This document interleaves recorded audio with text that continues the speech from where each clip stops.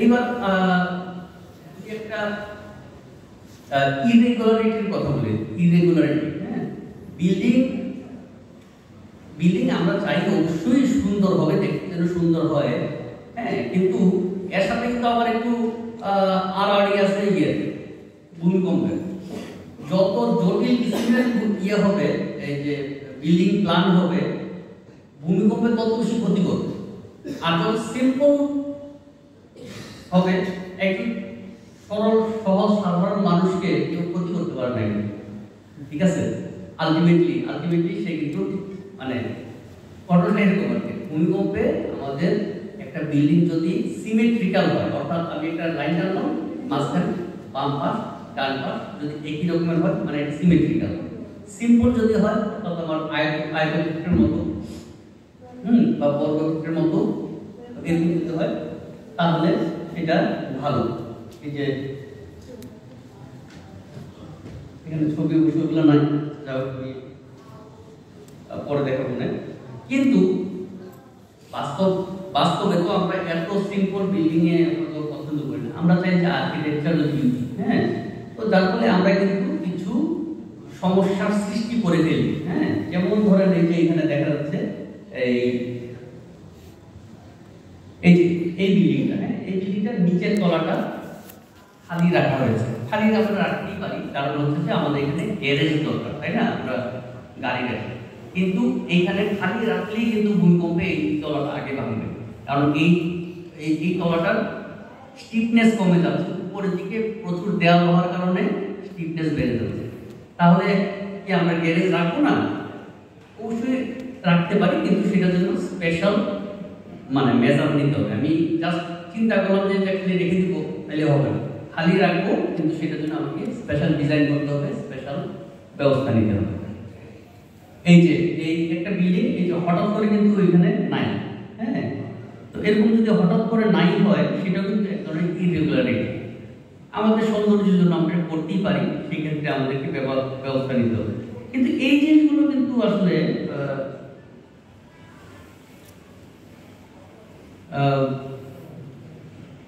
মানুষকে ঠিক মতো পাওয়া যাচ্ছে। এই যে দেখেন, এই জিনিসগুলো কিন্তু কখনো করবেন না, নেভার। এটা কিন্তু নেওয়া যায় না। এই যে এখানে যে কলাম এখানে আছে, উপরে গিয়ে কলাম দূরে সরে গেছে।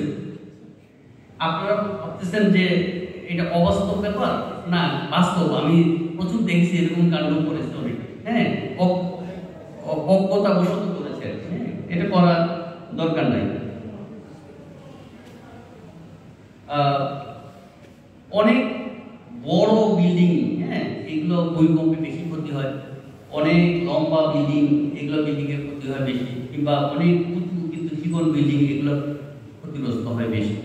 তাহলে ধরেন জিন্দাবাজার এলাকায় আমার জায়গা কম, হ্যাঁ, উঁচু বিল্ডিং করতে হবে, তাই না? তাইলে আমাকে অবশ্যই স্পেশালি আমাকে ডাইনামিক অ্যানালাইসিস করতে হবে এবং সেই অনুযায়ী করতে হবে। আমাদের সমাধান সবকিছুই আছে, কিন্তু সমাধানটা জন্য অ্যাড্রেস করতে হবে, একজন লোককে ডেকে আনতে হবে যে কিনা এইগুলো বুঝে, ঠিক আছে। এখন ধরেন আপনার যদি চোখে একটা সমস্যা হয়, আপনি তো এমবিবিএস ডাক্তারের কাছে যাবেন না, তাই না? বা আপনার যদি কিডনিতে পাথর হয়, তাহলে কি আপনি এমবিবিএস ডাক্তারের কাছে যাবেন না? আপনি খুঁজে এমনি সিলেটে কিন্তু সব লোকে কিন্তু স্বাস্থ্যের ব্যাপারে যথেষ্ট কি সচেতন, হ্যাঁ। আমি আমার মনে আছে, আমার ছেলেকে নিয়ে দেখলাম ছোটবেলায় ওই যে নাক কান গলার ডাক্তারের কাছে, তো পাশে যখন অপেক্ষা করতাম, উনি শুনতাম যে সবাইকে বলতেন যে উংলিকর পানি দিয়ে বরাবর পায়, ঠিক আছে, এই কথা সবাই বলতো। আমি পরে জিজ্ঞাসা করছি, উনি আবার আমার পরিচিত ছিল, মাসুদ, ডক্টর মাসুদ। সবাই যদি এক কথাই বল না, আমার সাধারণ সর্দি কাশি এসে হয়েছে, আমার চলে আসছে, তো আসল চিকিৎসা তো ওইটাই, হ্যাঁ। তো তখন আমি দেখলাম যে আসলে সিলেটের সবাই কিন্তু স্বাস্থ্য সচেতন। সামান্য গলার সমস্যা হলে আমরা গলা ডাক্তারের কাছে হয়ে গেছে। চিন্তা করে দেখেন, একটা বিল্ডিং করার সময় আমরা স্ট্রাকচারাল ইঞ্জিনিয়ারের কাছে না গিয়ে পাড়ার মানে কাউকে খাটো করছি না, ডিপ্লোমা ইঞ্জিনিয়ার বা রাজমিস্ত্রি তাদের কাছে যাচ্ছে, ঠিক হচ্ছে? অবশ্যই না, হ্যাঁ। তো ইঞ্জিনিয়ারিং এর, সিভিল ইঞ্জিনিয়ারিং এর কয়েকটা ভাগ আছে, ঠিক আছে। স্ট্রাকচারাল ইঞ্জিনিয়ারিং আছে, এনভায়রনমেন্টাল ইঞ্জিনিয়ারিং আছে, রাস্তাঘাটের ইঞ্জিনিয়ার আছে, নানান ভাগ আছে, ঠিক আছে। তো আপনাদের যিনি স্ট্রাকচারাল ইঞ্জিনিয়ারিং নিয়ে কাজ করেন তার কাছে যাওয়া, ঠিক আছে, এবং যিনি ব্যাপারগুলো নিয়ে প্র্যাকটিস করেন সেরকম মানুষের কাছে যাওয়া উচিত, তাহলে একটা ভালো পরামর্শ পাবেন। আমি যেটা বলছিলাম যে এই ধরনের বিল্ডিং অ্যাভয়েড করা ভালো। যদি করতে হয় তাহলে ফর এক্সাম্পল, হ্যাঁ, আমার এই যে দেখেন এই যে নিচের যে ছবিটা আছে, নিচের ছবিটায় এই যে এখানে দেখেন একটা এল প্যাটার্নের বাড়ি আছে। এল প্যাটার্নের বাড়ি আমাদের দেশে খুবই কমন, তাই তো? কিন্তু এল প্যাটার্নের বিল্ডিং কিন্তু এই জায়গাটায় মারাত্মক স্ট্রেস তৈরি হয় ভূমিকম্পের সময়, ভেঙে যেতে পারে, ঠিক আছে। তো আমরা কি এল প্যাটার্নের বাড়ি বানাবো না? বানাতে পারি, হ্যাঁ। যেমন ধরেন যে ডান পাশে এই এল প্যাটার্নের বাড়িটার এই দুইটা ভাগে ভাগ করেছে, স্ট্রাকচারালি দুইটা বাড়ি, কিন্তু বাইরে থেকে দেখার উপায় থাকবে না যে এটা দুইটা বাড়ি, একটা বিল্ডিং মনে হবে। সো এরকম আমি কিছুদিন আগে শুনলাম যে একটা লম্বা বিল্ডিং, প্রায় এটা হয় 150 ফুট, আর এদিকে হচ্ছে মাত্র 20 ফুট লম্বা।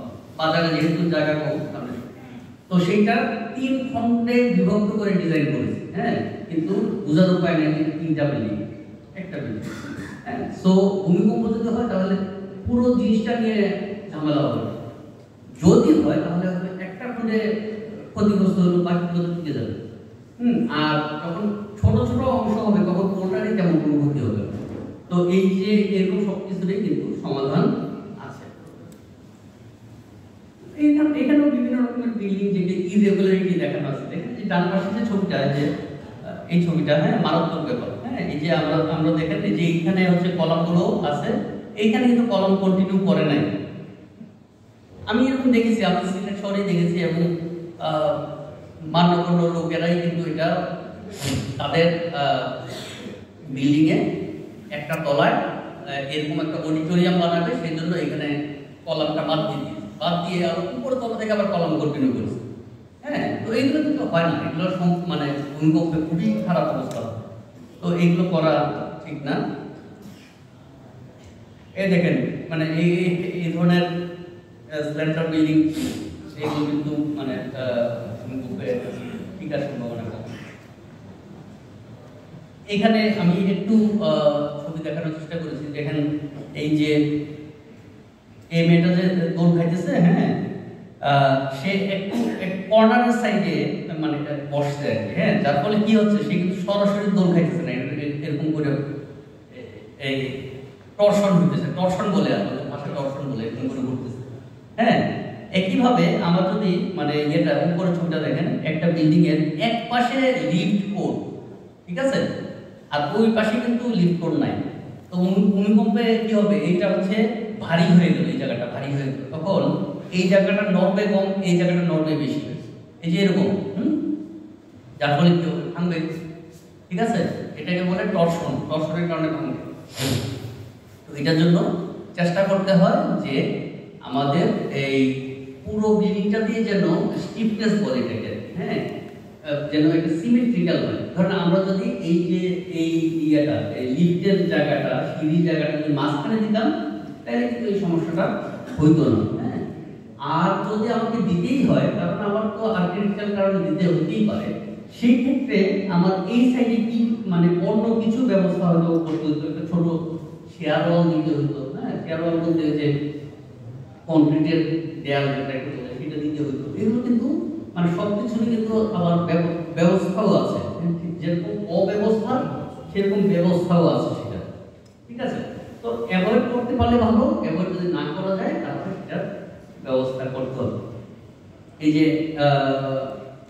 এইরকম, হ্যাঁ, দেখেন এখানে নিচে খালি আর উপরে কিন্তু বাড়ি, তো এইটাতেও কিন্তু আবার সমস্যা, তো এইগুলোরও ব্যবস্থা আছে। দেখেন এই যে আমি যেটা বলেছিলাম, এটা কিন্তু রিয়েল ছবি, একটা রিয়েল ছবি, হ্যাঁ। এই যে কলাম এইখানে উঠছে, পরে দেখেন এই কলামে সরে গেছে, হ্যাঁ। তো এই ডেঞ্জারাস ব্যাপার, একেবারে ডেঞ্জারাস ব্যাপার।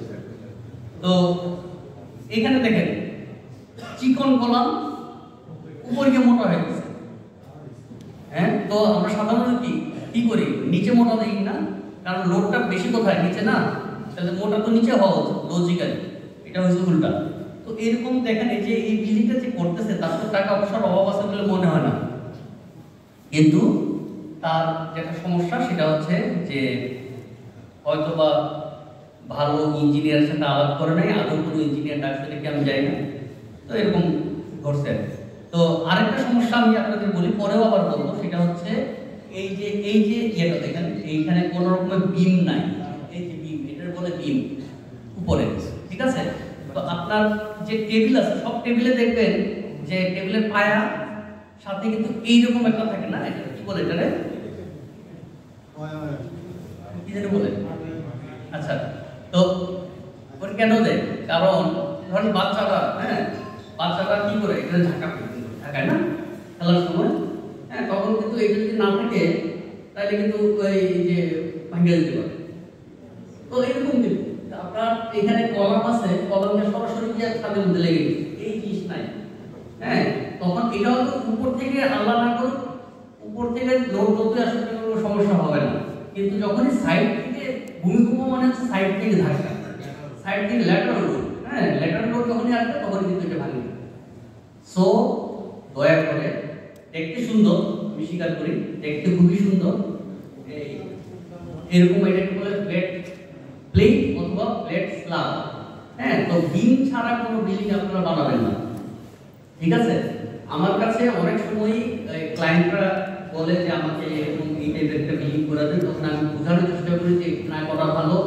এখন তো হচ্ছে যে বিএনবিসির কথা বললাম, সেটা কিন্তু নিষেধ করে দিচ্ছে, সিলেটের জন্য নিষেধ করে দিচ্ছে, এটা করে দিন, ঠিক আছে? তো তারপরেও যারা আমার কাছে বলতেই থাকে না করে দেন, তখন আমি বলি ভাই মাফ করেন, আমার পাবো, এটা আমার ইথিক্স, ঠিক আছে? আমি আমার ইথিক্যাল গ্রাউন্ড থেকে আমি তাকে বলি যে আমি পাবো, কিন্তু আনফরচুনেটলি বলা ঠিক না, কিন্তু তারপরে দেখা যায় সে আরেকজন ইঞ্জিনিয়ার এটা করে দিয়ে দিয়েছে, ঠিক আছে? এটা ঠিক না, এটা ইথিক্যাল না। আচ্ছা, এই বামের ছবিটা দেখেন, আপনাদের সাধারণ জ্ঞান কি বলে যে এই কলাম ভারী হওয়া উচিত না বিম ভারী হওয়া উচিত?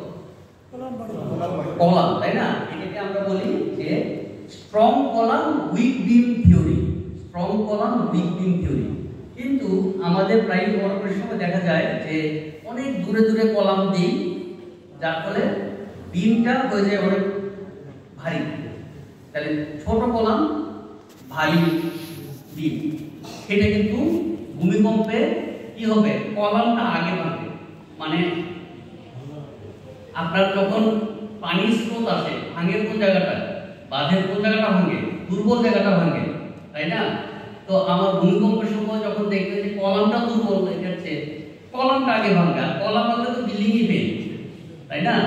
সুতরাং আমাদের এগুলো খেয়াল রাখতে হবে যে কলামটাকে বিমের চেয়ে সবল করতে হবে, ঠিক আছে? আমার হয়তোবা নর্মাল লোডের ক্ষেত্রে আমার দরকার নেই, কিন্তু আননেসেসারি মনে হলেও এটা আমার কলামটাকে শক্ত করতে হবে। দেখেন নিচের যে ছবিটা, এখানে একটা ছোট কলামের চারপাশে বড় বড় চারটা বিম, স্বাভাবিকভাবে এটা ভেঙে গেছে, এটা কিন্তু কোনো একটা ভূমিকম্পের পরের ছবি, ঠিক আছে?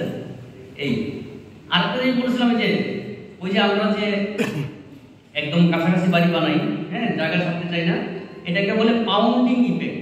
পাউন্ডিং ইফেক্ট, একটা আরেকটার উপরে ধাক্কা খাবে, কারণ ভূমিকম্পের সময় এক এক বিল্ডিং এক এক ভাবে দোলে, সব কিন্তু যে এরকম সুন্দরভাবে ড্যান্স করবে তা না, কিন্তু হ্যাঁ এক একটা, এটাকে বলা হয় যে টাইম পিরিয়ড বলে, মানে দোলনকাল বলে বাংলায়, দোলনকাল, হ্যাঁ এক একটা এক একটা, সে যখন এদিকে আসে ও ওইদিকে তখন আসবে, তুমি ধাক্কা, ঠিক আছে? এবং দেখেন একটা হাইট ভিন্ন হওয়ার কারণে ছোটটা কিন্তু বড়টা বেশি ক্ষতি করতেছে। আমরা ভাবছি যে বামেরটা বেশি স্ট্রং, না, ছোটটা দুর্বল হওয়া সত্ত্বেও বড়টাকে আঘাত করতেছে, কারণ ওই যে হাইটের ডিফারেন্স, ঠিক আছে? তো এই ব্যাপারগুলো আছে। এটা তো আমরা একটু আগে বললাম না যে ফ্ল্যাট স্ল্যাব, বিম ছাড়া স্ল্যাব, এটা আমরা কখনো করবো না, ঠিক আছে? নিচের ছবিটা দেখেন, একই দুইটা রকমের দুইটা তক্তা মানে কাঠের, একটাতে খাড়া করে দিলাম, হ্যাঁ, এর উপর লোড দিলাম, সে কিন্তু বাঁকা হচ্ছে না। একই জিনিস আমি ঘুরাই দিলাম, সে বাঁকা হয়ে যাচ্ছে। বাঁকা হলে তো সে ফেল করবে। এটা কেন বললাম? আমাদের কারো কারো ধারণা আছে কনসিল বিম বলে একটা কথা আছে, কনসিল বিম লুকায় ফেললাম, এটা মনে করলাম যে এটা বের হয়ে আসছে, দেখতে কেমন লাগে, বেশি শিরোট দিয়ে আমি ভিতরে ঢুকাই দিই। না, এটা কিন্তু কোনো লাভ নাই। ওই দেখেন ওইটার মতো অবস্থা হবে। বিম দেখা গেলে লজ্জার কিছু নাই, অসুবিধার কিছু নাই, দরকারি জিনিস দেখা যাক সমস্যা কি। হ্যাঁ, তো কনসিল বিম করবেন না। এখানে ছবি একদম শুরুতে দেখেছেন লিকুইফেকশনের কারণে, হ্যাঁ, কোনো একটা স্টোরিতে যদি আমাদের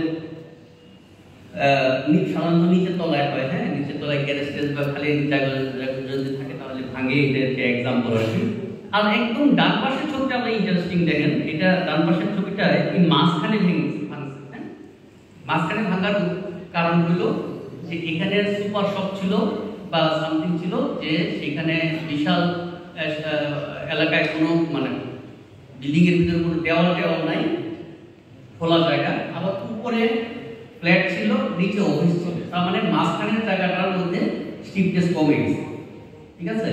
সো এখানে যদি মানে আমরা যদি এরকম করতেই হয় তাহলে আমাকে সেইভাবে ডিজাইন করতে হবে যেন সেই জায়গাটা স্টিফনেস অন্যভাবে আমরা বানাইতে পারি, ড্রেসিং দিয়ে বা যেভাবে হোক আর কি। হ্যাঁ, তো এটা বলার একটা উদ্দেশ্য হচ্ছে, দেখানোর একটা উদ্দেশ্য হচ্ছে আপনারা সুচিন্তিতভাবে চিন্তা করবেন, যারা ধরেন বড় বিল্ডিং করতেছেন, হ্যাঁ, নিচে এক রকমের ব্যবহার করবেন, মাঝখানে এক রকমের ব্যবহার করবেন, উপরে এক রকমের ব্যবহার করবেন, আচ্ছা এরকম এইগুলা আগে থেকে চিন্তা ভাবনা করে ডিজাইনারকে বলবেন যে হ্যাঁ, আমি একতলায় সুপার শপ করবো, একতলায় গ্যারেজ রাখবো, দুতলায় সুপার শপ করবো, তিনতলায় অফিস করবো, চারতলায় একটা সেমিনার রুম করবো বড়, পাঁচতলায় মসজিদ করবো, ছয়তলায় আমি ছয়তলা থেকে বাড়ি ঘর থাকবে। এরকম আমরা প্ল্যানটা যেন সঠিকভাবে প্ল্যানটা নিতে পারি এবং সেইভাবে ইঞ্জিনিয়ার ডিজাইন করে। কিন্তু পরে যদি আপনি চেঞ্জ করে ফেলেন কিন্তু তখন সর্বনাশ হবে, ঠিক আছে? এটা আরেকটা কারণ আছে, এটা তো একটা ব্যাপার। আরেকটা ব্যাপার আছে যে আমরা লোড দুই রকম বলি, একটা হচ্ছে ডেড লোড, মানে যে স্ট্রাকচারটা আছে এটার ওজন, আর আরেকটা লোড হচ্ছে যে মানুষ হাঁটাচলা করতেছে বা ফার্নিচার রাখছে, এটাকে বলে লাইভ লোড। হ্যাঁ, তো একটা বাড়ি যদি একটা ফ্ল্যাট হয়, ফ্ল্যাটে একটা ঘরের মধ্যে ম্যাক্সিমাম হাজবেন্ড ওয়াইফ তার বাচ্চা থাকে। আর যদি এই রুমটাতে আমরা ঘন ঘন বসছি, দুটা লাইট লোড ভিন্ন রকমের হবে। তো বাড়ির জন্য যেটা সেটা হচ্ছে 40 পিএসএফ আমরা ধরি, পাউন্ড পার স্কয়ার ফিটে 40। আর এর মধ্যে যদি হয় তাহলে আমাদের 100 ধরতে হবে, পার্থক্য হয়ে গেল না? এখন আপনি শুরুতে বললেন যে আমরা এখানে ফ্ল্যাট বানাবো, আমি 40 ধরে ডিজাইন করলাম, পরে আপনি চিন্তা করলেন দূর ফ্ল্যাটের ব্যবসা চলবে না, আমি এখানে একটা ইয়ে করে ফেলি, অডিটোরিয়াম করে ফেলি, বা এখানে একটা কমিউনিটি হল করে ফেলি, বা কিছু একটা করে স্কুল, সিলেটে প্রায় এরকম হয়, হ্যাঁ, কিন্ডারগার্টেন করে ফেলে বাসা করে। তো কিন্ডারগার্টেনের যে লাইন লোড আর বাসার লাইন লোড পার্থক্য আছে, তাই না? কিন্ডারগার্টেনে ছোট ছোট বাচ্চারা বসতেছে, তার মানে তার ওজন তো বেশি হবে। আর বাড়িতে ছিল মাত্র 2টা লোক বা 3টা লোক, 40 আর ওখানে 80, ডাবল কিন্তু। রানা প্লাজা কেন ভাঙছে? রানা প্লাজার নাম আপনারা তো শুনছেন, কেন ভাঙছে? সেটা ছিল মানে অফিসের কাজে ব্যবহার করবে সেরকম একটা বিল্ডিং, তার মানে ওখানে লোড হচ্ছে 60। পরে একটা গার্মেন্টস বানাই দিচ্ছে, গার্মেন্টসে তো আপনার বিভিন্ন যন্ত্রপাতি আছে, তারপরে মানুষও বেশি, তারপরে হচ্ছে যে জেনারেটর অনেক খুঁজছে, তো সেটা তো 60 তো দূরের কথা, সেটা প্রায় 200-র কাছাকাছি বা 150 ভাঙবই তো স্বাভাবিক। এরপরেও বানাইছে দূর করে, মানে জার্মান আছে। তো সুতরাং আপনি যারা বাড়ি বানাবেন আপনাদের সুস্পষ্ট ধারণা থাকা উচিত যে কোন তলায় কি করবেন, সেটা আগে থেকে ডিসিশন, পরে চেঞ্জ করবেন না। হ্যাঁ, মানে জাস্ট ইচ্ছা চেঞ্জ করে ফেললাম, এটা কিন্তু আসলে করা ঠিক না। তো এতক্ষণ আমরা একটু স্ট্রাকচার, ওভারঅল স্ট্রাকচারের কথা বললাম, এখন একটু মেটেরিয়ালের কথা বলি। হ্যাঁ, মেটেরিয়াল আমরা তো জানি যে সিমেন্ট সিমেন্ট নিয়ে আমি আর কিছু বলতে চাই না, এটা অনেক মানে সিমেন্টের সম্পর্কে বলছেন, সিমেন্টের কোয়ালিটি সম্পর্কে বলছেন। এগ্রিগেট, হ্যাঁ এগ্রিগেট হচ্ছে পাথর আর হচ্ছে বালি, এগুলোকে এগ্রিগেট বলে, ঠিক আছে। তো সিমেন্টের ব্যাপারে জাস্ট আমি একটু বলি যে আপনারা সিমেন্ট স্টোরেজ এর ব্যাপারে সাবধান থাকবেন, হ্যাঁ স্টোরেজের ব্যাপারে সাবধান থাকবেন। আপনারা যদি মাটিতে মানে মেঝেতে ইয়ে করে রাখেন, স্তূপ করে সিমেন্ট রাখেন, তাহলে কিন্তু নষ্ট হয়ে যাবে, হ্যাঁ এগুলো নিশ্চয়ই আপনাদের যে ভাইরা নিশ্চয়ই বলে দেন, হ্যাঁ যে কিভাবে সিমেন্ট রাখতে হবে। তো এখানে লেখা আছে অনেক কিছু, যেন বাতাস ঢুকতে পারে, আবার যেন পানি না ঢুকতে পারে, এইসব ব্যাপারগুলো আছে। এবং আগে সিমেন্ট আগে ব্যবহার করবেন, পরে সিমেন্ট পরে, এই ব্যাপারগুলো লেখা আছে। পাথরের কথা, পাথর ভেরি মাচ ইম্পর্টেন্ট, পাথর, ঠিক আছে। পাথর তো নানা ধরনের পাথর পাওয়া যায়, সিলেট পাথরের জন্য বিখ্যাত, হ্যাঁ অন্যান্য জায়গায় হাহাকার করে, আমরা সিলেটে পাথর পাই আলহামদুলিল্লাহ। তো পাথর কেনার ব্যাপারে একটু সাবধান। পাথরের সাইজের ব্যাপারে, সাইজটা কিন্তু গোলাকার মানে দৈর্ঘ্য প্রস্থ কাছাকাছি যেন হয়, অর্থাৎ পাতলা লম্বা, হ্যাঁ এরকম যেন না হয়। এলংগেটেড বলে লম্বা লম্বা যেগুলো, বা কিছু পাতলা লাকি বলে, লাকি এইগুলোর কিন্তু শক্তি নাই, ভেঙে যাবে। গোলাকার যদি হয় তাহলে ভালো। এবং আরেকটা সাইজ, বিল্ডিং এর জন্য সাইজ আমরা বলি 3/4, অর্থাৎ 1.5 ইঞ্চি হবে হাইয়েস্ট, ঠিক আছে। তো এখন যে এলসি পাথর আসে সেগুলো দেখুন যে বলে 1.5 ইঞ্চি, কিন্তু দেয় হচ্ছে 1 ইঞ্চি, হ্যাঁ কোনো একটা কারণে তারা 1 ইঞ্চিটাকে 1.5 ইঞ্চি বলে বলে। আমরা হয়তো ভাবি যে বড় বড় পাথর দেখতে সুন্দর নিয়ে আসবে, তা কিন্তু না, হ্যাঁ আমাদেরকে সাইজটা দেখে আনতে হবে। আর সব একই সাইজ হলে হবে না, আমাদেরকে হাইয়েস্টটা হবে 1.5 ইঞ্চি, তারপরে আরো কিছু পাথর থাকবে একটু ছোট, তারপরে আরো কিছু পাথর থাকবে একটু ছোট, মিক্স থাকবে। এটাকে বলা হয় ডাউন গ্রেডেড, ঠিক আছে। এর কারণটা কি? তাইলে হলো যে আমার ফাঁক ফুকরগুলো কম থাকবে আর কি, কংক্রিট যখন বানাবো তখন ফাঁক ফুকর কম থাকবে। আর যদি একই সাইজ হয় তাহলে ফাঁকা মাঝখানে ফাঁকাগুলো বেশি থাকবে, ওখানে বেশি বালু দিতে হবে, আর বেশি বালু দিলে যে ভালো তা কিন্তু না। তারপরে পরিষ্কার করতে হবে, হ্যাঁ এটা আমরা এখন আর করি না, হ্যাঁ আগে কিন্তু মানে একটা ওই যে বিল্ডিং করার সময় একটা চৌবাচ্চা বানায় নিত, সেখানে কিন্তু মানে পাথর ধুইতো, হ্যাঁ এটা আসলে খুবই একটা ভালো প্র্যাকটিস ছিল, এটা বর্তমানে নাই। এখন কি করে, পাথর রাখলো, একটা ইয়ে দিয়ে পাইপ দিয়ে পানি দেয়, ঠিক আছে, উপরের জায়গাটা পরিষ্কার হলো আর এই ময়লাটা নিচে গিয়ে জমা হলো, ঠিক আছে। যখন 50 জন 100 জন ইয়ে লেবার কাজ করতেছে, কিসের পানি দেওয়া কি আর তার খেয়াল রাখে না, শুরুতে একবার পানি দিচ্ছে, এরপরে সেই ওইটাই চলতেছে, যে ময়লা এটাই চলছে। আমাদের গবেষণায় দেখা যায় যে এই ময়লা পাথরের কারণে স্ট্রেংথ কমে যাচ্ছে অনেক। ভালো সিমেন্ট ভাই যে 70 দিয়ে হবে না, আমাদের পাথরের ময়লা থাকে, হ্যাঁ সিমেন্ট তো ধরবে না। সো পাথরটা ধোয়া দরকার, পরিষ্কার করা দরকার। অ্যাটলিস্ট আমরা যদি পাইপ দিয়ে দিই, কিছুক্ষণ পরে পরে একটা মানুষ লাগায় রাখতে হবে, তোমার আর কোনো কাজ নেই, পরে পরে পানি দিবে, হ্যাঁ ইভেন কামলা আমি দেখছি যে তারা খেপে যায়, হ্যাঁ এত পানি দিতেছে, নিতে বলতে ভিজে দিতেছি, 2 পয়সা বাড়াই দেন, তাও ভিজে ওর জন্য ধোয়, ঠিক আছে। বালির ব্যাপারেও কিন্তু এই কথাগুলো আমরা বলছি যে clean and wash, avoid gaps, uniform gap মানে একই সাইজের পাথরগুলো আমাদেরকে অ্যাভয়েড করতে হবে। সেদের ব্যাপারেও চাইলা দিতে হবে, হ্যাঁ ইম্পিউরিটি যেন না থাকে, ভালো করে এমনি করে ধর মানে মুখ করার পর যদি ছাড়ি কাটা থাকে তাহলে কিন্তু যে হাতে লেগে কিছু বিল টেস্ট আছে, সেগুলো আমাদের দেখতে হবে যে বালিটা ভালো কিনা। সিলেট স্যান্ড আমাদের ভালো ইয়ে। আরেকটা আমি বলি যে আমরা অনেক সময় কুয়া দিয়ে বিল্ডিং বানাই না, আমাদের অনেক সময় যে পাথরের অভাবে কুয়া দিয়ে করি, কুয়া দিয়ে করাটা কিন্তু নিষেধ না, আমাদের পাথর যদি না থাকে আমাদের সারা দেশে কিন্তু করতেছে। তবে অবশ্যই খেয়াল রাখতে হবে আমাদের যে ডিজাইন আছে, ডিজাইনে কিছু মানে চেঞ্জ করতে হবে। এটাকে বলা হয় আমাদের মানে লাইট ওয়েট কনক্রিটের ক্ষেত্রে আমাদের কিছু ডিজাইনে চেঞ্জ করতে হয়। স্ট্রেংথ একটু কম পাওয়া যায়, সেই কারণে বেশি পাওয়া যায়, সেই জন্য আমাদের কিছু চেঞ্জ করতে হয়, সেইটা খেয়াল রাখতে হবে। হ্যাঁ, আমি পাথর দিয়ে ডিজাইন করলাম, করে খোয়া দিয়ে দিলাম আমার ইচ্ছা মতো, সেটার জন্য আবার না হয়। আমার ইয়েকে বলতে হবে, ডিজাইনারকে বলতে হবে, ভাই আমি পাথর ব্যবহার করবো না, আমি খোয়া ব্যবহার করবো, আমাকে কীভাবে ডিজাইন করে দেবেন আগে বলতে হবে। আরেকটা জিনিস হচ্ছে যে মিক্স ডিজাইন বলে একটা কথা আছে। হ্যাঁ, এই যে আমরা বলি না যে এই ডিজাইনের মধ্যে লেখা থাকে যে কংক্রিটের স্ট্রেংথ হবে 3000 PSI, 3500 PSI, এগুলো তো এরা বুঝে না, মানে যারা কাজ করবে এরা তো বুঝে না।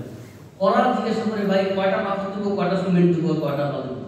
হ্যাঁ, তখন বলা হয় যে এক বস্তার সাথে আপনি 3টা পাথর দেন, 3টা বালু দেন, 6টা পাথর দেন, এরকম আমরা বলে দিই 1, 1, 3, 1, 2, 4 এরকম কথা আমরা বলি, রেশিও বলি, ঠিক আছে। তো সেটা কি, সেটা হচ্ছে অ্যাপ্রক্সিমেট।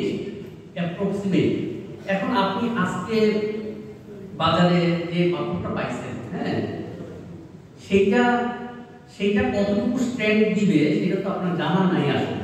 1-1.5 দিন দিলেন ঠিক আছে, কিন্তু আপনার যতটুকু 3000 লেখা ছিল সেটা হয়তো পাবেন না।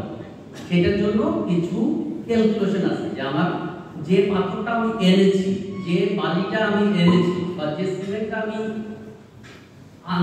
আমার কাছে আছে, সেইটা দিয়ে ক্যালকুলেশন করে বলে দেওয়া যায় যে আসল রেশিওটা কি হবে। এটাকে মিক্স ডিজাইন বলে। বড় বড় প্রকল্পে এটা কম্পালসারি মিক্স ডিজাইন। আপনারাও সম্ভব হলে মিক্স ডিজাইন করে রেশিওটা ঠিক করে নেবেন। সেটা হয়তো 1-1.5 নাও হতে পারে, এটা হতে পারে 1/3 এরকমও হতে পারে, মানে এটা অ্যাডজাস্ট করে নেওয়া ভালো, তাইলে হচ্ছে একুরেট জিনিসটা পাবেন। তারপরে ওয়াটার সিমেন্ট রেশিও। হ্যাঁ, এইখানে একটা জিনিস খেয়াল করবেন আপনারা, যে পানিটা যে দেওয়া হয় না, আমরা কি দেখি যে মিক্সচার